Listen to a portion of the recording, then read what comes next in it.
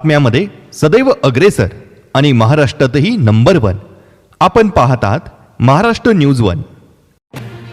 जलंब येथे छत्रपती शिवाजी महाराज स्वसमाधान शिबिराला उत्स्फूर्त प्रतिसाद, शेकडो नागरिकांना शासकीय योजनांचा लाभ।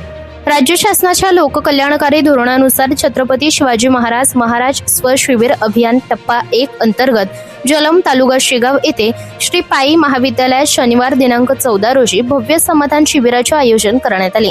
या शिबिरास नागरिकांचा उत्स्फूर्त प्रतिसाद मिळाला असून शेकडो नागरिकांनी विविध शासकीय योजनांचा लाभ व प्रमाणपत्रांचा लाभ घेतला। नागरिकांना एकाच छताखाली पारदर्शक व जलद सेवा देण्याच्या उद्देशाने आयोजित या शिबिरात अधिवास प्रमाणपत्र 410 लाभार्थ्यांना देण्यात आले।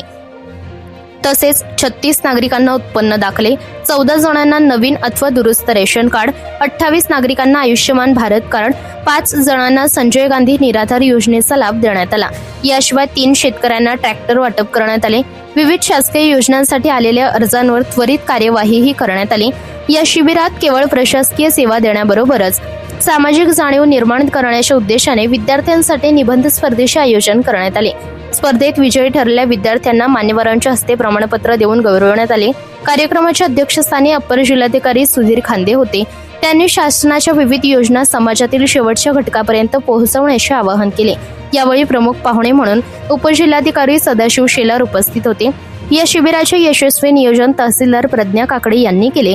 कार्यक्रमास तालुका आरोग्य अधिकारी दीपाली भायेकर, भूमी अभिलेख विभागाचे उपाधीक्षक रवींद्र सोनार यांच्यासह विविध विभागांचे अधिकारी, कर्मचारी, सेतू केंद्र व आधार केंद्राचे संचालक मोठ्या संख्येने उपस्थित होते।